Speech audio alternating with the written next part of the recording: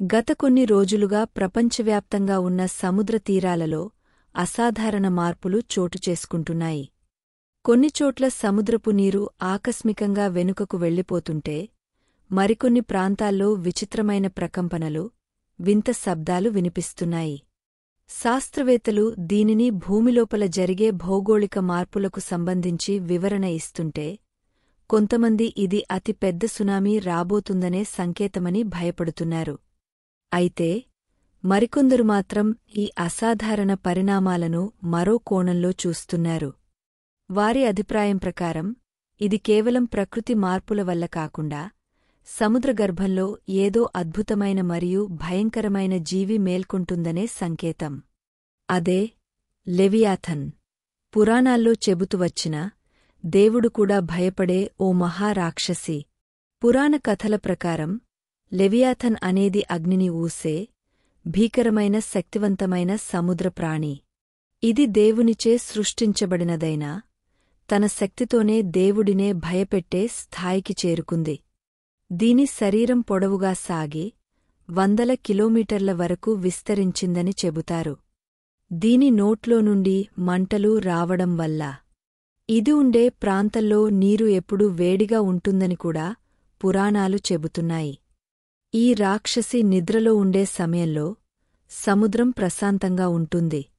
కాని ఒకసారి అది మేల్కొన్నట్లయితే ఆ రోజే భూకంపాలు, సునామీలు, మహావిధ్వంసం జరుగుతాయని నమ్ముతారు.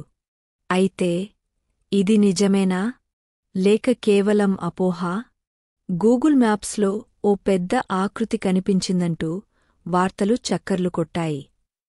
ఆకారం సముద్రగర్భంలో దాగవున్న ఒక భారీ పామును పోలి ఉందని, అది లెవియాథన్ పాము కావచ్చని కొంతమంది నమ్ముతున్నారు. ఇది 400 కిలోమీటర్ల పొడవైనదని, దాని రూపం ఒక మహారాక్షసిని పోలి ఉందని చెబుతున్నారు. ఈ విషయాన్ని గమనించిన కొందరు భయాందోళనకు గురయ్యారు. ఇది నిజంగా లెవియాథనే అయితే, ఇది మేల్కొన్నప్పుడు ప్రపంచం అంతమైపోతుంది అని ఊహాగానాలు మొదలయ్యాయి. మరికొందరు అయితే ఇది గతంలో 2012 యుగాంతం తప్పుడు వార్తలాగే మరో అపోహ మాత్రమేనని ఖండించారు.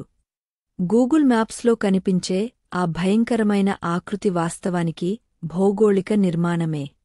మన కళ్లకు అది ఒక భారీ పాము వలె కనిపించినా, నిజానికి అది సముద్రగర్భంలో ఉన్న కొన్ని దీవులు మరియు భవనాలు మాత్రమే. లెవియాథన్ ఒక పురాణగాథ మాత్రమే. శాస్త్రీయ ఆధారాలతో దానిని రుజువు చేయడం అసాధ్యం. ప్రపంచంలోని అనేక జలచర జీవుల గురించి ఇంకా మానవాళికి తెలియని విషయాలు ఉండొచ్చు. కాని లెవియాథన్ లాంటి మహారాక్షసి ఉందని నమ్మడానికి ఇప్పటివరకు ఎటువంటి ధృవీకరణ లేదు. 2012లో యుగాంతం వస్తుందని చాలామంది భయపడ్డారు. కాని ఏమీ జరగలేదు. ఇప్పుడు అదే తరహాలో లెవియాథన్ పాము మేల్కొన్నదని ప్రచారం జరుగుతోంది. ఇది నిజంగా భయపడాల్సిన విషయం కానే కాదని నా అభిప్రాయం. మీరేమంటారు? మీ అభిప్రాయాన్ని కామెంట్ చేసి తెలియజేయండి. ఇలాంటివి మరిన్ని తెలుసుకోవాలంటే మా ఛానల్ని సబ్స్క్రైబ్ చేయండి. వీడియోని లైక్ చేసి షేర్ చేయండి.